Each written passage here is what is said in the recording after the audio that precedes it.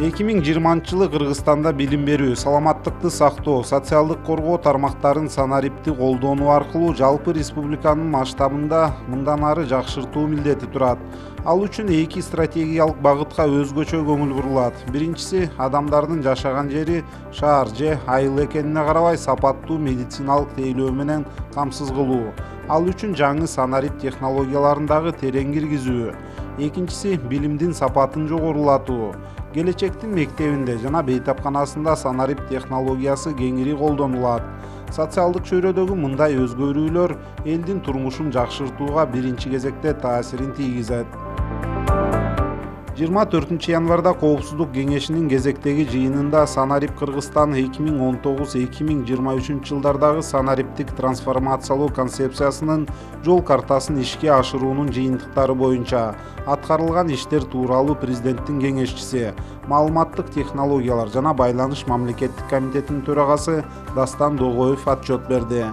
Ал жетишкендиктер менен катар 2020 жылга карата пландарды айтып өттү. Жалпысынан алганда санариптик трансформациялоо концепциясын жүзөгө ашыруу боюнча 71 демилге, ошондой эле президент жарыялаган региондорду өнүктүрүү жана өлкөнү санариптештирүү жылындагы коюлган 7 тапшырманын 5-өө аткарылган.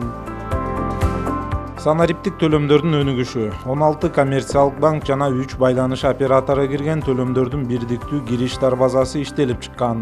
Бул система ишке киргенден бери өткөн жылдын декабрына карата 888 миллион сомдук 688 миң транзакция өткөрүлгөн. Бүгүнкү күндө түндүк мекемелер аралык электрондук байланыш системасына 86 мамлекеттик орган жана коммерциялык түзүмдөр кошулган. Системада 389 сервис бар. 2018-19 жылдары 17,4 миллион транзакция жасалган. Алардын 9,2 миллиону коммерциялык уюмдар аркылуу жүргүзүлгөн. Учурда Кыргызстанда 12 маалымат автоматташтырылган. Мындан улам бир жылдын ичинде 1,5 миллиондон ашык жаран кезекте туруу жана ашыкча кагаз бюрократиясынан кутулган. Карызы жок деген маалыматты алуу да автоматташтырылып, мындан улам бизнес өкүлдөрү 18 миллион сом үнөмдөй алышкан. Автоматташтырылган маалыматтар булар: пенсия боюнча маалымат, камсыздандыруу төгүмүнүн бардыгы боюнча маалымат, кыймылсыз мүлк боюнча маалымат, өлгөндүгү боюнча маалымат, дарек боюнча маалымат берген бюродон маалымат, салык катталганы боюнча маалымат, жеке ишкердикти каттоо боюнча маалымат, малжандыктын бардыгы боюнча маалымат, жарандык боюнча маалымат, жөлөк пул жана төлөмдөр боюнча маалымат, майыптыгы боюнча маалымат, жумушсуздук боюнча маалымат. Коопсуз шаар иштеп баштаган убакыттан тарта жолдордо өлүмдүн саны жана жол кыймыл эреже бузууларынын саны да кыйла кыскарган. Жол кырсыгынын кыскарышы: Бишкек шаары 40%, Чүй областы 50%. Өткөн жылдын аягында 560 миллион сом айып пул төлөнгөн. Өтө кылдат мамилени, зор түйшүктү талап кылган багыт бул маалыматтарды коргоонун коопсуздугу. Ошондуктан санарип этикасын сактоонун, кибер коопсуздукту камсыздоонун жана жарандардын ички маалыматтарын коргоонун жетиштүү деңгээли камсыз болушу керек. Кибер коопсуздук боюнча өкмөт стратегия кабыл алды. Эми бул багыттагы эң жаңы технологияларды киргизүүгө муктажбыз. Бул жагынан да ушул жылга иш-чаралар аныкталган.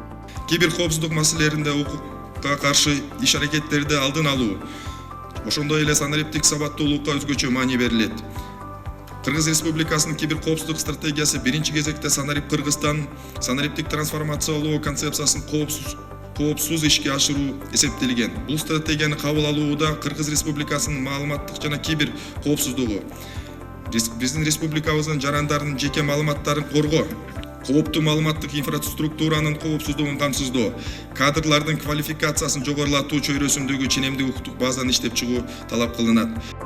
2020 жылга коюлган пландар булар: билим берүүнү, саламаттыкты сактоону жана айыл чарбасын санариптештирүү, электрондук коммерцияны өнүктүрүү, жогорку технологиялар паркын өнүктүрүү, санарип көнүмдөрүн өнүктүрүү, мыйзамдардын ылайыктуу базасын түзүү, санариптештирүү чөйрөсүндөгү стратегиялык башкаруу системасын жана мамлекеттик саясатты күчтөтүү, мамлекеттик сектордо санариптештирүү боюнча иш чараларды жогорулатуу максатында мамлекеттик ишканаларды жана мекемелерди иштөө моделин кайрадан карап чыгуу, дүйнөлүк банк долбоору тарабынан каржыланып жаткан тиешелүү ыңгайлуу мыйзамдык базаны түзүү болуп эсептелет.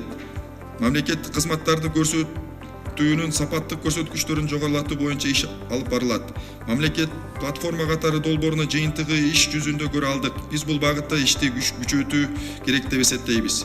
Экономикада жаңы инновациялык багыттарды кеңири колдонуу, иштеп чыгуу жана ишке ашыруу, ата мекендик иштеп чыгуучуларды колдоо болуп эсептелет. Коопсуздук кеңешинин жыйынында кеңештин катчысы Дамир Сагынбаев мамлекеттик органдар иш-чараларды аткарып жатканда алардын ишинде формалдуулук байкалып, Санарип Кыргызстан программасын ишке ашырууда күтүлгөндөй жыйынтык болбой жатканын айтты.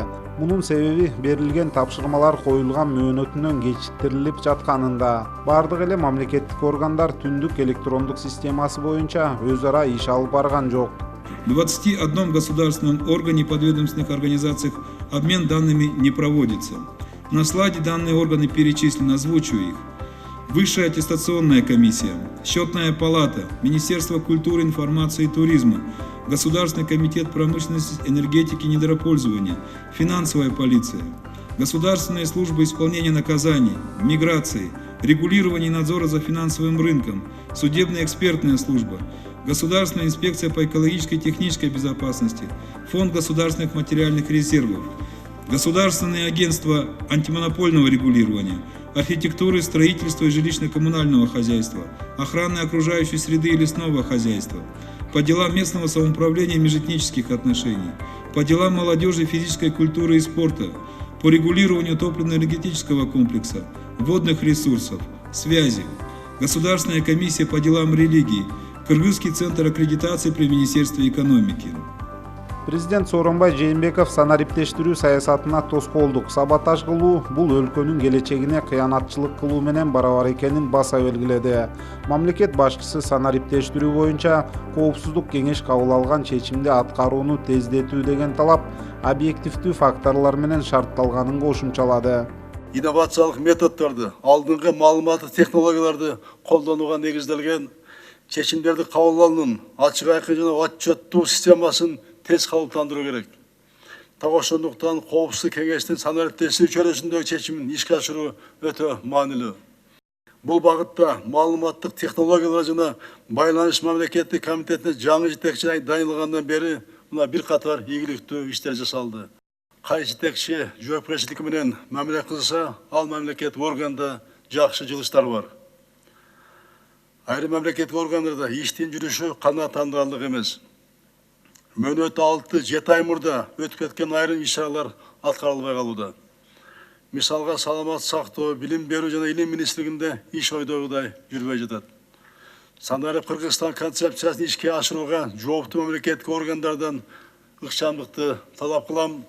Санариптештирүүнүн саясатын тоскоолдук кылуу, саботаж кылуу бул мамлекеттин, өлкөнүн, элдин келечегине кыянат кылуу менен барабар. Мына азыр мен отурам, премьер-министр, жогорку төрагасы, мен аппарат отурат. Булга өзгөчө көңүл буруш керек. Муну тездетишибиз керек. Биз дүйнөлүк коомчулуктан артта калбашыбыз керек. Мына технологиялар күн эмес саат сайын өзгөрүп атат, көрүп атасыңар. Ошону артта калбай биз да киргизишибиз керек. А биз мурунку технологияга киргизе албай атабыз азыр. Кээ бир жетекчилердин кайдыгер мамилесинен. Мен дагы айтам, санариптештирүү менин президенттик ишимдеги эң артыкчуу багыттын бири. Бул ишимдин маңызы. Ошону ойлоп алып кутулам деп. Муну 3 айдан да карайбыз, 6 айдан да карайбыз. Санариптештирүү боюнча Коопсуздук чечим кабыл алган концепцияны ишке ашыра алган жетекчилердин баарыңар жооп бересиңер. Келечекте Кыргызстандын технологиялык трансфердин регионалдык борборуна айлана турган мүмкүнчүлүгү бар. Ар бир айылга чейин кеңири тилкелүү оптика булалуу байланыш жеткирилет. Бири калбастан бардык социалдык объекттер тез ылдамдыктагы интернет тармагына кошулат. Түптөлүп жаткан санариптик инфраструктура борбордук Азиянын, ЕЭПтин, жакынкы чыгыштын, Кытайдын жана Европанын маалыматтык коммуникациялык мейкиндигин бириктирүүгө мүмкүндүк берет. Өлкөдө жогорку квалификациялуу адистерди даярдоонун базасы жана системасы түзүлөт.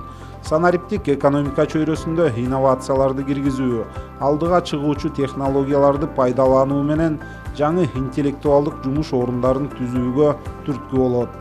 Кыргызстандыктар өлкөнүн чегинен чыкпай эле дүйнө жүзү боюнча иштей алышат.